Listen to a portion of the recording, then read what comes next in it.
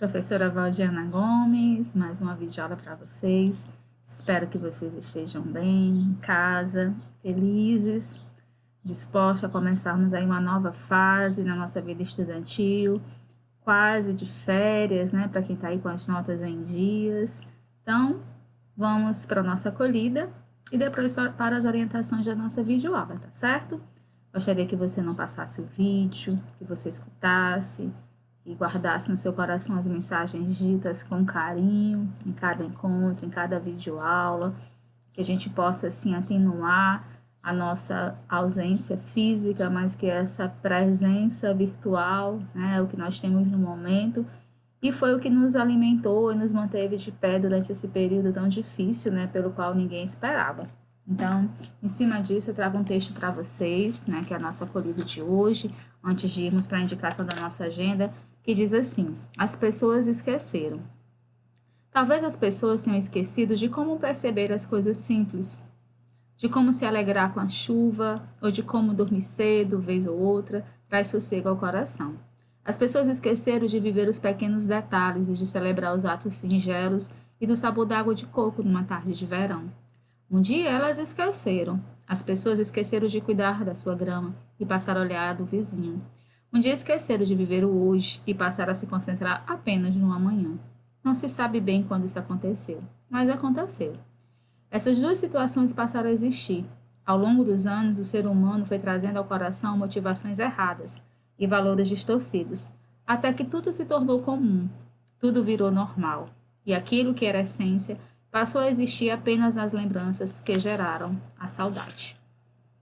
Saudade do tempo em que vivíamos o hoje. Isto passou a ser natural.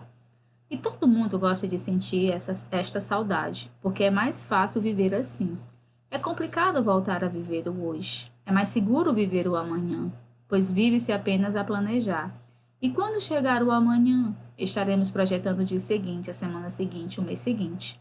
Não podemos parar para viver o hoje, porque precisamos planejar o amanhã.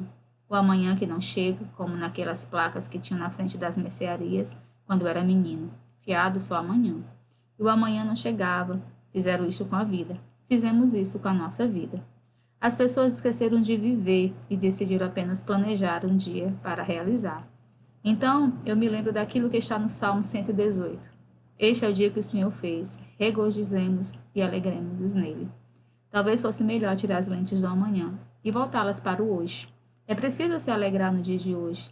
Viver o abraço do filho, beijo da esposa, o jantar em família, o encontro com os membros da igreja, da família, falar livremente, sem pressa e, acima de tudo, aproximar-se de Deus. É preciso sorrir demoradamente e escutar o coração que bate próximo ao seu, e assim caminhar sobre a serenidade da vida, tranquilizando a agitação cotidiana. É essencial viver o hoje sexto ano, pacientemente a cada dia, pois hoje é o dia que o Senhor fez. Nele devemos nos alegrar. Então, é com esse texto do autor Nonato Costa, um livro muito bom, gente. Peregrino aqui, né, que eu faço essa leitura para a nossa acolhida de hoje, certo? E agora, vamos aí para a indicação da nossa agenda. Nossa agenda hoje está, assim, bem recheada, tá bom? Nós temos essa acolhida, que eu espero que vocês tenham gostado. Aí nós temos aí agora a correção de gramática, da página 206 a 214. Em seguida, nós começamos a nossa revisão. Essa revisão é o que vai estar lá na prova, tá bom? Então, vamos começar, certo? Para a aula de hoje, pegue aí a sua gramática comigo, página 206. Né? O verbo, construindo o conceito. Lê este cartoon de Mordilho. Aí você vai ler o cartoon, aí você vai ler todas as imagens, a sequência dessas imagens, o que estas imagens representam, o que elas informam para vocês, tá bom? Aí na página 207, a gente faz a primeira abordagem. O cartoon sexto ano apresenta 5 cenas. Na primeira, aparece uma mulher com uma máquina fotográfica. Volta lá e observa. Né? Olha o jeito da figura, né? Sexto ano. Em que lugar a mulher está? O que ela está fazendo?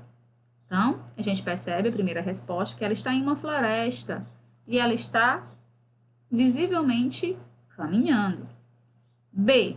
Levante hipótese. Por que a mulher está fotografando? Porque é fotógrafa ou porque então está fazendo turismo na região. As duas opções, tá certo? Observe as ações que ocorrem nas 3 cenas seguintes. A. O que ocorre na segunda cena? Um leão raivoso surge diante da mulher e ela se assusta. A gente faz essa leitura de imagem lá na página 206. Percebam. Qual é a reação da mulher na terceira cena? Ela fotografa o leão que recua. E na quarta cena, sexto ano? A fotógrafa retira a foto da máquina enquanto o leão sentado aguarda para ver como ficou. Olha aí. Terceira, observe a cena final do cartoon. Qual é a surpresa dessa cena responsável pelo humor do cartoon? A reação pacífica do leão, que deixa a mulher partir e fica vendo sua própria imagem na fotografia. Pela cena final, que característica do leão sobressai? A velocidade ou a vaidade? A vaidade, verdade? Então, a gente chega assim a essas análises, a página 207, e agora a gente vai para a página 208 e a gente continua aí com o conceituando. Olha aí. Você observou, sexto ano, no cartoon, que os personagens realizam diferentes tipos de ação. A mulher carrega a máquina fotográfica e caminha pela floresta. Um leão raivoso surge diante dela e ela se assusta. A mulher fotografa o leão recua, a mulher retira a foto da máquina, o leão admira a foto, a mulher continua sua caminhada. Essas palavras destacadas que exprimem ações são chamadas de verbos. Além de ações, os verbos também designam estado ou mudança de estado. A mulher é fotografada, a mulher é fotógrafa, desculpa, o turista, a mulher ficou assustada, o leão continua sentado, o leão é vaidoso. Os verbos, eles podem expressar fenômenos meteorológicos, isto é, indicar tempo, era tarde, são 2 horas, faz calor, mudança de tempo, amanheceu, entardeceu, anoiteceu, certo?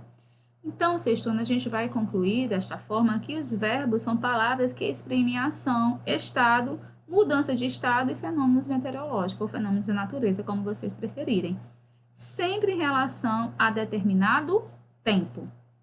2 ou mais verbos com valor de um formam a locução verbal.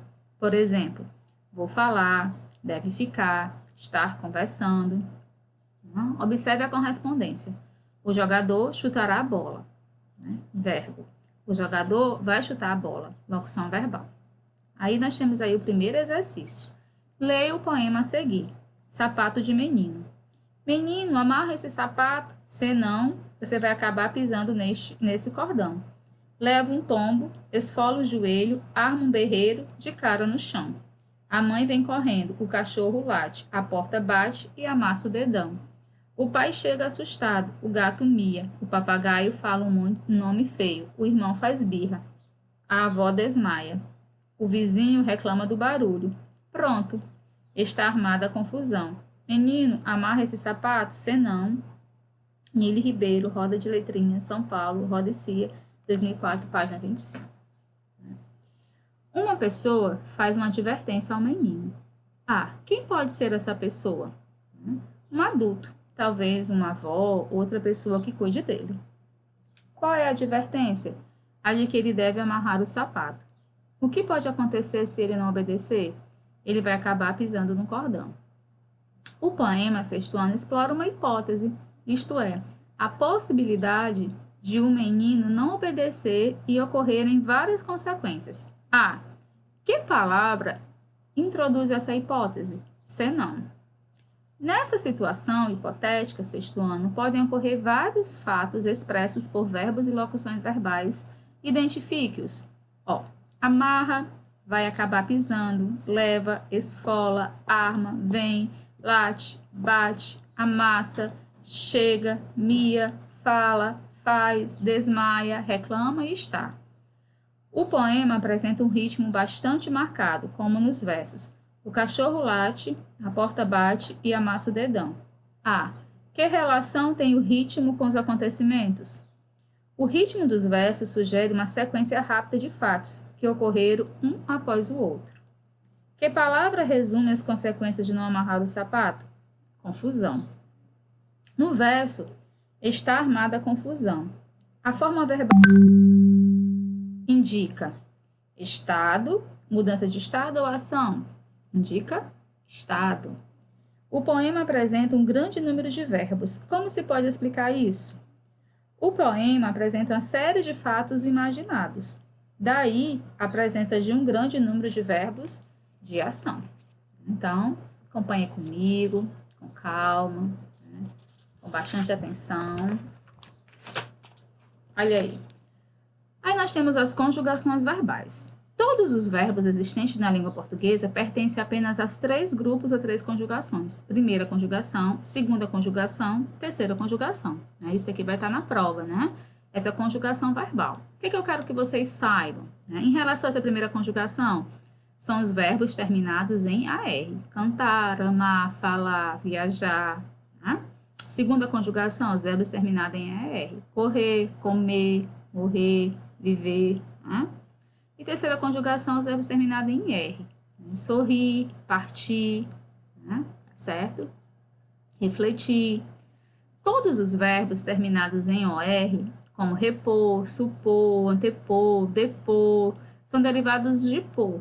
No passado, o verbo pôr era poer, que historicamente perdeu a vogal E. Assim, pôr e seus derivados, eles pertencem à segunda conjugação. Aí nós temos a flexão dos verbos. As flexões dos verbos, sexto ano, isto é, são as variações que eles apresentam. São indicativas de número, pessoa, modo, tempo e voz. Né? Então, vamos conhecer algumas delas. Flexão de número e pessoa. Infinito amor. Olha aí o poema. Vamos brincar de amor? Eu te amo, tu me amas, para sempre, por 3 semanas. A poesia é uma pulga, 17ª edição, São Paulo Atual, 2009, página 11. No poema, o verbo amar foi conjugado, isto é, foi flexionado em 2 pessoas, eu e tu. As pessoas do verbo são as mesmas do discurso, ou seja, as mesmas que envolvem qualquer ato de comunicação, e podem estar no singular ou no plural. Primeira pessoa, aquele que fala, eu ou nós. Eu, se for singular, nós, plural. Segunda pessoa, aquele com quem se fala, tu, vós, você ou vocês. E a terceira pessoa, aquele ou aquilo que se fala, ele ou ela, eles ou elas. Conforme vimos anteriormente, sexto ano, em várias regiões do país, o pronome de tratamento você vem sendo empregado no lugar do pronome reto tu. Assim, embora você desempenhe o papel de segunda pessoa do discurso, aquele com quem se fala gramaticalmente exige o verbo em terceira pessoa. Tu me amas? Você me ama. Assim, se tornarmos o verbo amar no presente, notaremos as variações de pessoa e número. Eu amo, primeira pessoa do singular. Tu amas, segunda pessoa do singular. Ele, você ama, terceira pessoa do singular. Nós amamos, primeira pessoa do plural. Vós amais, segunda pessoa do plural. Eles ou vocês amam, terceira pessoa do plural. E nós temos a flexão de modo. Deixa a anedota. Juquinha foi visitar o Museu Histórico. Aí cansou de andar, sentou-se numa cadeira belíssima que estava no centro da sala, veio o guarda. Meu filho, não sente nesta cadeira, não. Esta cadeira é do Pedro I. E o Juquinha. Não tem problema, quando ele chegar eu me levanto. Né? Mais anotadinha do bichinho da maçã, São Paulo, melhoramento 1988, página 8. Observe o sexto ano e compare as frases. Ó. Meu filho não sente nesta cadeira, não. Quando ele chegar, eu me levanto. Na situação retratada na anedota sexto ano, a forma verbal não sente exprime a noção de ordem, tá certo? Dada pelo guarda, que tem a função de cuidar do museu. Já em quando ele chegar, na resposta de Juquinha, a forma verbal chegar exprime apenas uma possibilidade em relação à vinda de Dom Pedro I. Mas quando o garoto afirma eu me levanto, a forma verbal levanto expressa a ideia, né, a noção de certeza. Certo? Olha aí. Você deve ter notado, então, sexto ano, que as 3 formas verbais destacadas nas 2 frases na página anterior exprimem intenções diferentes por parte de quem fala. Na primeira forma verbal, revela uma ordem ou um pedido. Na segunda, uma dúvida ou uma possibilidade. Na terceira, uma certeza. Essas diferentes maneiras de expressar intenções por meio dos verbos são chamados de modos. Assim, os 3 modos verbais indicativo, subjuntivo e imperativo. O indicativo é o modo, né, da certeza que algo seguramente acontece. Aconteceu ou acontecerá. Eu me levantei, me levantarei. O subjuntivo é o modo da hipótese ou da possibilidade utilizado para indicar que algo pode vir a acontecer. Quando ele chegar, eu me levanto. Normalmente é empregado depois de verbos que dão ideias de ordem, proibição, desejo, vontade, pedido, condição. Quero que você saia desta sala. Farei minha parte se você também fizer a sua. Desejo que você venha à minha casa hoje. Imperativo é o modo no qual se expressa uma ordem, um pedido, um conselho, uma orientação. Por favor, traga seus cadernos até a mesa. O imperativo pode ser afirmativo ou negativo. O negativo é sempre precedido de uma palavra negativa. Não sente nesta cadeira, meu filho. Aí vamos aí para o exercício da página 212. Leia a tira a seguir de Laerte e responda as questões 1 e 2. Este é o carro do filme De Volta para o Futuro. Posso fazer um test drive? Claro. Vrum. Talvez eu tenha feito uma besteira. Observe o emprego do verbo ter no último quadrinho. A. Em que modo está a forma verbal tenha? Indicativo, subjuntivo, imperativo. Como ele se refere a uma hipótese, então nós temos um subjuntivo. O que essa forma verbal expressa? Certeza, possibilidade, dúvida, ordem ou pedido? Possibilidade, dúvida. Que palavra da frase dita pela personagem confirma sua resposta à pergunta anterior? A palavra talvez. Observe agora o primeiro quadrinho da tira. Em que modo está a forma verbal é? Está no indicativo. Que ideia essa forma verbal exprime? De certeza ou de possibilidade? De certeza. Aí nós temos a burocracia mata a natureza, exige que a lei da Mata Atlântica não fique no papel. Né? Página São Paulo, página 208. Leia o anúncio a seguir e responda as questões 3 e 4. Na parte superior e na parte inferior do anúncio foram empregadas 4 formas verbais. A. Observe o emprego da forma verbal fique no texto da palavra inferior. A burocracia mata a natureza. Exija que a lei da Mata Atlântica não fique só no papel. Ela expressa certeza ou possibilidade? Possibilidade. Quais das formas verbais empregadas no anúncio expressa a ideia de uma ação certa, segura? Ficou, mata, né? Do verbo matar. Alguma das formas verbais faz um apelo ou um pedido ao leitor? Exija. Sabendo-se que arquivo morto é o nome dado aos documentos que não são mais consultados ou são muito raramente, qual é a premonição a que o anúncio se refere? Manter a lei de preservação da Mata Atlântica no arquivo morto é uma previsão da morte da floresta. Né? Aí nós vamos aí para a página 215, não, encerra mesmo a 214. Aí nós temos a flexão do tempo. Lê essa tira de Fernando Gonçalves. Quebrou a perna, vou ter que sacrificá-lo. Suponho que você quer uma segunda opinião. O cavaleiro emprega vários verbos em sua fala. Veja, suponho que você quer uma segunda opinião. Quebrou a perna, vou ter que sacrificá-lo. Observe que na primeira frase, sextuana, a forma verbal suponho refere-se a algo que o cavaleiro supõe no momento que está falando, isto é, no presente. Na segunda frase, a forma verbal quebrou refere-se a um fato passado, isto é, algo que aconteceu antes. Na terceira frase, a locução verbal vou ter refere-se ao futuro. Vou ter, mas terei. Isto é, algo que o cavaleiro ainda vai fazer. Assim, são 3 os tempos verbais básicos da língua portuguesa. Presente, pretérito ou passado e futuro. Presente, hoje, suponho. Passado, né, pretérito quebrou. Futuro, terei. Certo? Então, a gente encerra aqui, né, essa nossa correção. Gramática, página 206 a 214. E a gente começa agora um outro momento da nossa videoaula, que é a nossa revisão. Pronomes vai estar lá na prova, conforme vocês receberam o roteiro. Mas o que são os pronomes, sexto ano? Os pronomes, eles representam a classe de palavras que substituem ou acompanham os substantivos, tá certo? De acordo com a função que exerce, eles são classificados possessivos, demonstrativos, de tratamento, interrogativos. Exemplo, aquela bicicleta da minha prima Júlia. Nesse exemplo, utilizamos 2 pronomes, o pronome demonstrativo aquela, para indicar algo, no caso, o bicicleta, né? E o pronome possessivo minha, que transmite a ideia de posse, certo? Os pronomes de tratamento, esses vão estar na prova, são termos respeitosos empregados normalmente em situações formais, mas como toda regra tem exceção, você é o único pronome de tratamento utilizado em situações informais. Você deve seguir as regras impostas pelo governo. A senhora deixou o casaco cair na rua. Vossa Magnificência irá assinar os diplomas dos formandos. Vossa Santidade é muito querido, disse o sacerdote ao Papa.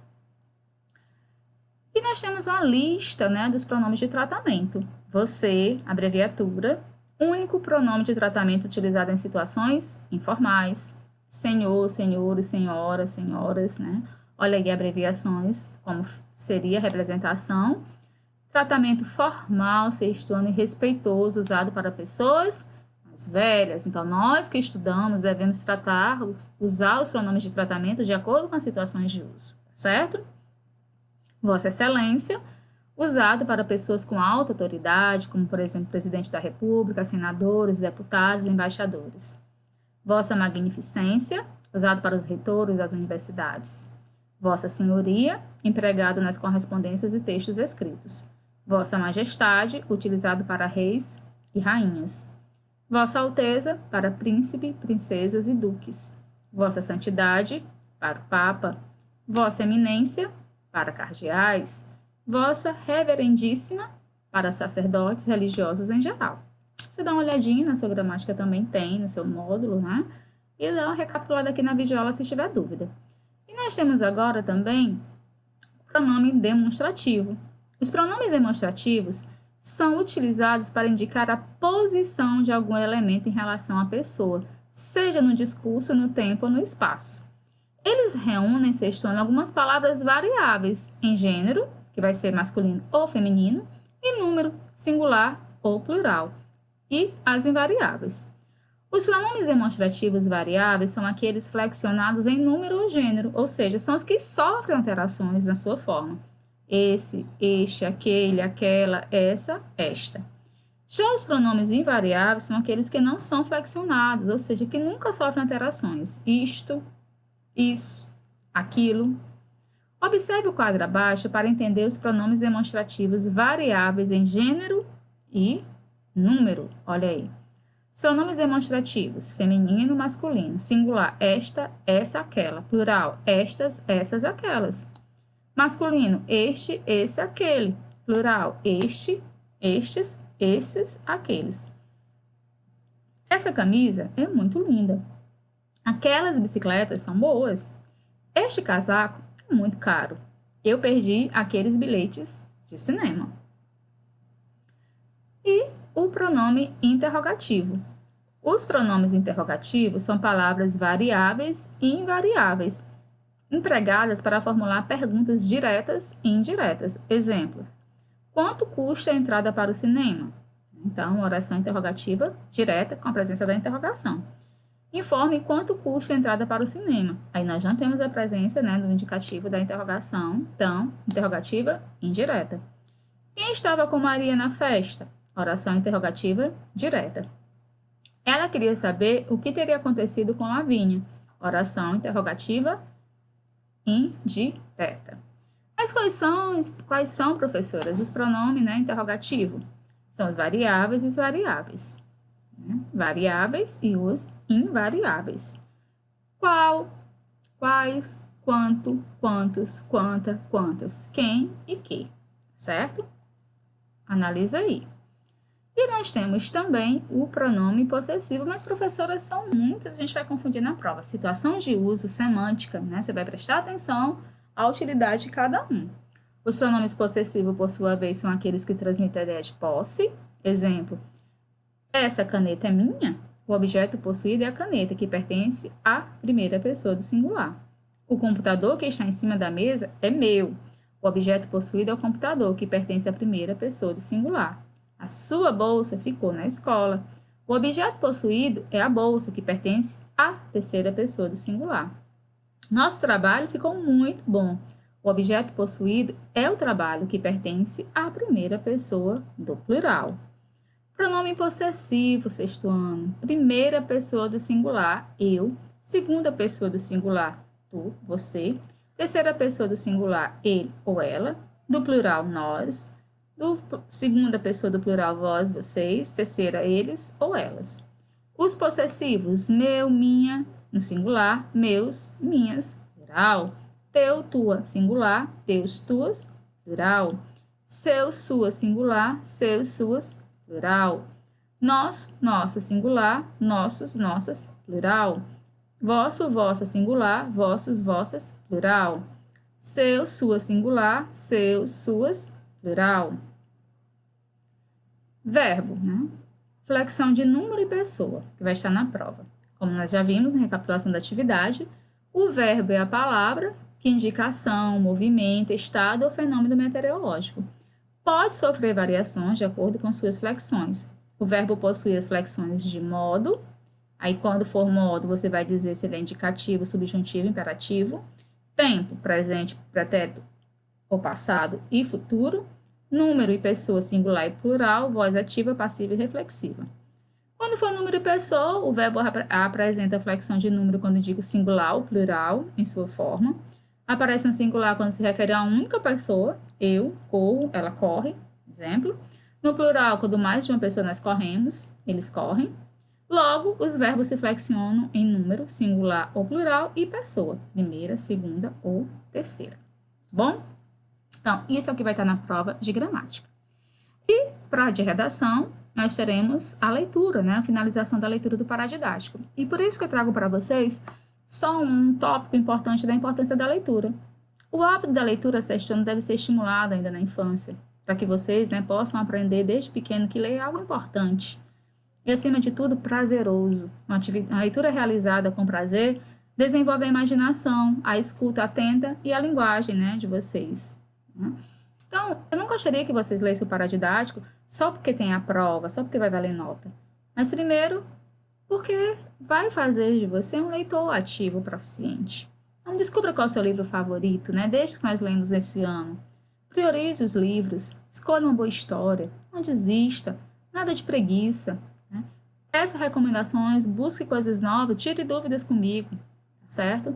Aí nós temos várias aí indicações de livro, né, que inclusive eu até passo para fazer a indicação dos próprios paradidáticos de vocês, tá certo?